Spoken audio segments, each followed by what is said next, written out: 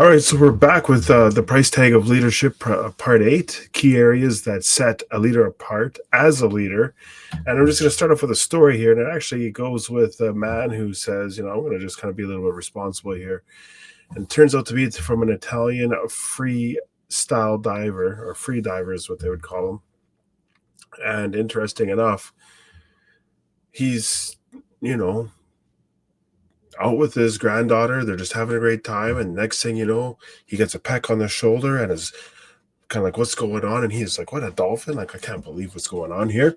Ends up happening was that dolphin got his attention. I guess they're pretty intelligent. So what ends up happening is they go down into the water about 20 meters or so. And next thing you know, he sees that there is another dolphin caught in a fishing net. So he comes straight back up to the water. And I don't know what kind of supplies that he's had prepped for this type of journey. However, on the other hand, his granddaughter gives him a set of scissors that he requests, goes back down, frees the dolphin, and then notices after that dolphin was freed, a loud screech, almost like, I guess apparently you could say it was like a human cry. That dolphin ends up going to the surface, coming to find out that the dolphin that was actually in the net caught was a female dolphin who actually gave birth shortly after she surfaced. So the male dolphin then, I guess, pecked him kind of on the cheek, and then off they went into the abyss. Like it was just kind of gone. Ironically enough, that was a story that I just happened to read earlier today. And to finish off the story, here's what Enzo Maiorca, the Italian freediver, said. Until man learns to respect and speak to the natural world, he can never truly understand his place on earth. A powerful wake-up call that nature speaks only when we are listening. So it's just kind of an understanding of saying, hey, when you're starting to feel like these internal intuitions or these nudges or whatever you want to call them, I don't know whatever you want to believe, but you can believe whatever you want. I believe in Jesus. However, listen to those promptings, whatever you might want to correlate them to. However, don't disregard them, because that could actually lead to catastrophic who knows what in the aftermath. Okay, so on to the next one. So here we go. Be responsible to those you lead. So if you look in this picture, it's intentionally having a younger, not a young man, but a younger, kind of like about my age, but only with a full head of hair. And he happens to be addressing a stadium. And the only reason why I say this is because it's just essentially, if you look, you can't really see it in a great detail, but if you look close enough and you can pause and you can just zoom right in, it's actually a basketball situation where they just won the championship. And why is that? Because great leaders never set themselves above their followers except on carrying out responsibilities. He felt that his responsibility was to make sure that he could deliver the team to where they needed to do and be, and what they needed to do was to follow through, and where they needed to be was to complete the task and win the championship, and successfully they have. So in the sports world, these leaders show themselves very quickly when the game requires someone to step up and make the hard plays. So this is the last shot or the starting part of the momentum when needed most. So when you're looking at certain things in certain circumstances, in the first 5 minutes of the second half of a 2-half basketball game, you're going to be looking at the critical momentum builder. So essentially in that small time frame, you're looking at maybe a 5, maybe a 15, and sometimes rarely a 20 plus point run. Okay, if you ever watch Division I or any like in basketball in the US and the college and things of that nature, this is essentially the time when you're going to notice when teams literally come right out of the gate hard and strong, separate themselves, and they, unfortunately or fortunately, depending on how you see it, they will actually play a style of basketball that'll just kind of maintain the gap unless the other team all of a sudden switches it around and pulls on through. In my personal childhood, if you want to call it, years, when I played competitive sports, There's been times when we were down by 20 by the half and they thought you guys are nothing but, and then you can fill in the blank. And it turns out we went on a 60-point run and we ended up beating them by 40 points. It was an actual complete blowout. It was, I don't know,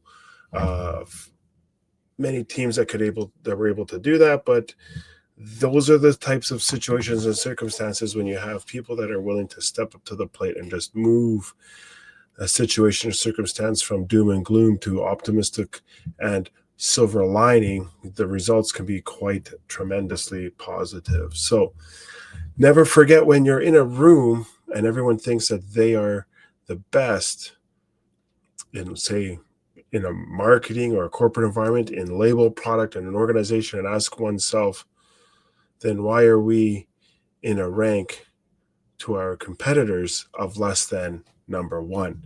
So here's the other thing. When you are in an environment and you're being asked all these questions saying, hey, do we have this and that? And everyone's like, yeah. And then it's like, well, where are the checks and balances where you're at? And then when the room goes silent, everybody freezes and says, I can't believe what's going on here. Next thing you know, what happens? They got to look at the person in the mirror. So understanding when you're setting yourself up and then you're putting yourself in a different catastrophic atmosphere because you're not setting yourself above those that you're responsible for and who you lead, but you only put yourself in that type of responsibility aspect and making sure that the things that have to get done are getting done. And then you're willing to do whatever it takes to make sure that the deadlines are met, the schedules followed through, and everything else is going as the way it should be. Why? Because at the end of the day, the reality is that there's only really one thing that we all live and die for, and that's just survival. And surviving and trying to be number one, surviving to make ends meet financially, surviving to do what?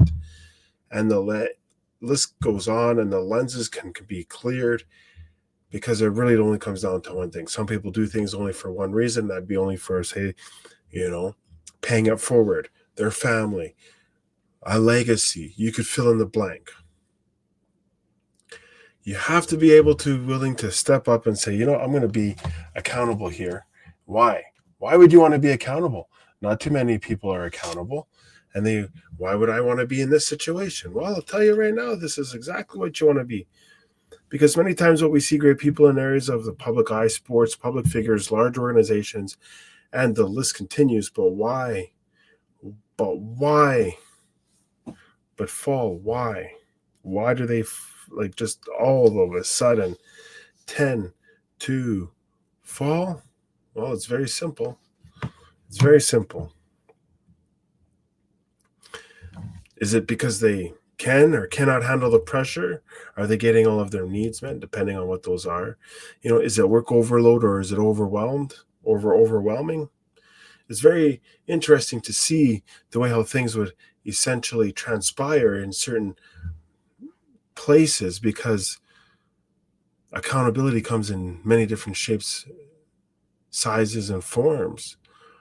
How many times have we seen in the sports world where you had, numerous times and on numerous occasions, professional athletes that are going to prison for who knows what, numerous things, or you had public figures all of a sudden having to be put in certain situations or circumstances that they never thought that they would ever think of having attempt in being accountable for. But the reality is it only comes down to one thing.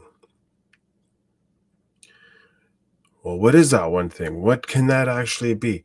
When you're accepting many different things on many different levels and having to do so much more and then some, how does this all transpire? How does this all work out? Well, it's very simple.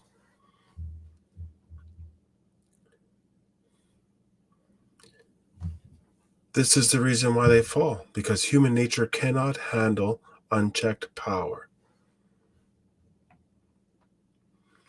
This is literally the evolutionary of the circle. So what ends up happening is the unchecked power leads to the abuse of power, and the unchecked abuse of power leads to loss of power. This is how empires and civilizations fall. They always implode.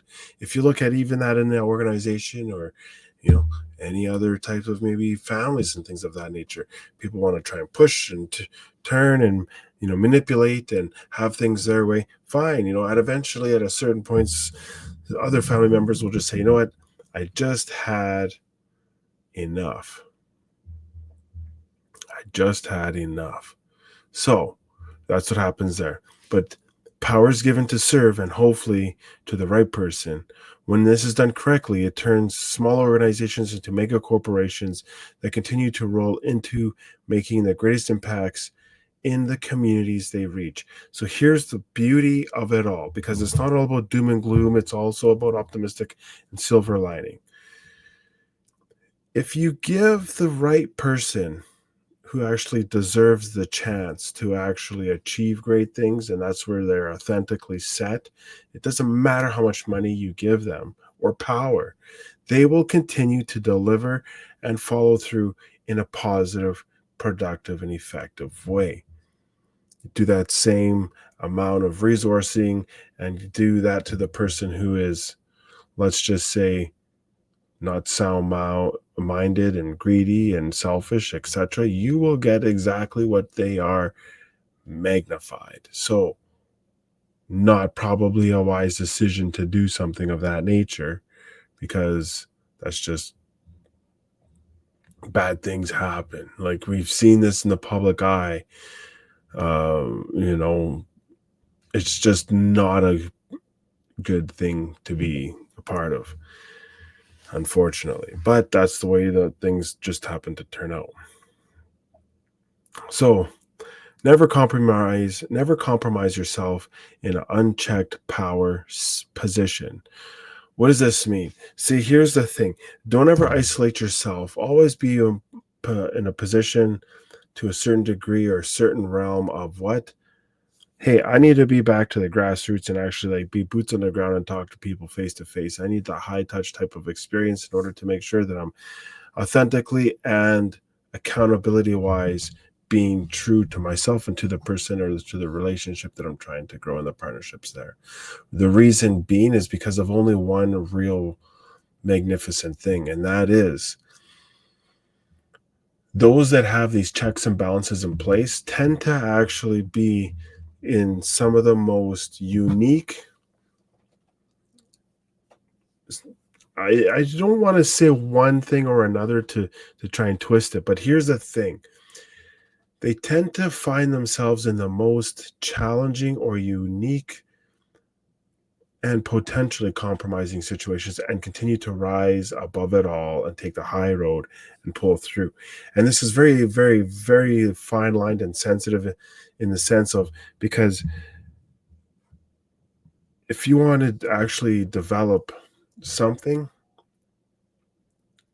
what are you doing behind closed doors? And that's the very, very, very beginning on exactly, well, who really am I? When nobody's looking and there's no accountability, unchecked power, that's exactly what we're talking about right here, right now. Do you do the right thing when nobody's looking and there's no checks and balances on you? Or are you just going to continue to kind of shave here and there? You see, it's just never going to happen. In a bad person or in a good person, the outcome will always be what it is. Leaders can be easily separated from their people. Why? Well, you're thinking, oh, come on now. I'm like, no, I'm serious. Leaders can easily be separated from their people and sought in a manner that are actually quite different. See, one of the greatest quotes on this topic is by Hubert H. Humphrey, and said, "There is no party, no chief executive, no cabinet, no legislation in this or any other nation wise enough to govern without constant exposure to informed position." You're going to be able to set yourself in such a way where you're able to say, hey, I'm here with amongst these people. Outsiders will be able to look at you like as if everyone else is wearing black and you're wearing white, or they're wearing red and you're wearing blue. That's just the way how the human nature works. It's not going to change. It never has and never will. And that's probably one of the wildest things that I find myself in certain situations and circumstances. And they're like, okay, who's the leader? I'm like, oh, okay. So, you have to be able to be willing to step up and, you know, perform and do whatever you need to do in order to make sure that things are able not only easily achieved, but that things are able to actually be having the ideal outcome. That's what it's all about. This just happens to be true for anyone in a leadership position. And that is basically well said right when it's said right there. So when we actually look at what's coming up next, in the sense of having the self-talk, or in this case, what you see is having a mentor in your life. They're very hard to come by. I'm always searching for them, and they always seem to kind of circle in and circle out. And it's because of when you're on a personal growth journey, depending on the style and the way how you're developing, you're not going to be able to relate. Like the mailman is not going to be able to relate to the lawyer, or the lawyer is not going to be able to relate to, the janitor. It's just not going to happen. I haven't heard of it or seen of it, and so I just leave it at that. But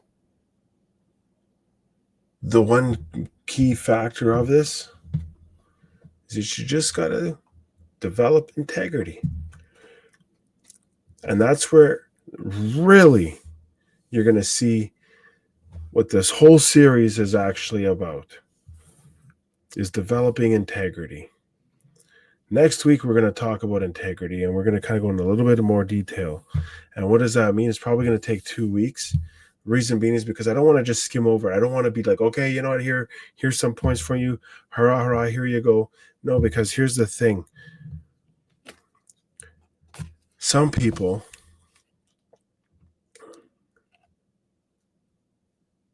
overlook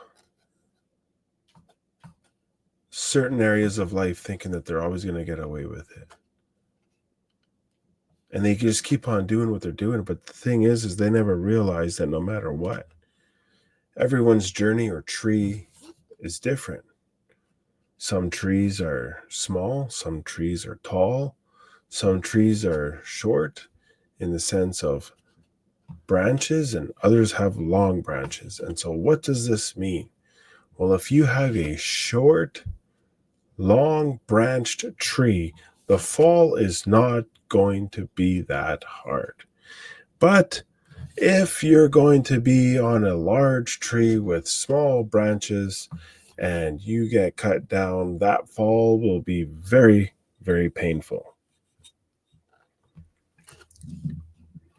I know it hurts. I fell off an apple tree when I was like 6 or 7 years old. That was quite a wild experience because I thought I was like, I had the first time the breath was like knocked out of me and I thought I was going to die, but nope. I'm here telling you the story. So here you go. But what does it all come down to? It comes down to developing integrity. And so what does the illustration of the tree mean? If you catch yourself in the small tree with big branches, the consequences could be minimal. But if you catch yourself in the large tree with small branches, the consequences could be absolutely devastating. But always remember, whenever you, for some strange reason, have a weird feeling or intuitive urge, or a dolphin pecks you or gets your attention and then goes deep down into the water, there might be another dolphin in the water 20 meters or so deep caught in a net, and you might have to go in and save them, because there might be more than one life that you're saving if you're doing the right thing when nobody else is looking. Because you never know how many people you can really touch on the decisions that you make on a very surface level or in the deeps or the depths of the sea. So with that, it's very simply said. Next week, we'll be with the price tag of leadership part 9. We're back at 8 p.m. Pacific and 11 p.m. Eastern. Until next time, work hard, stay humble,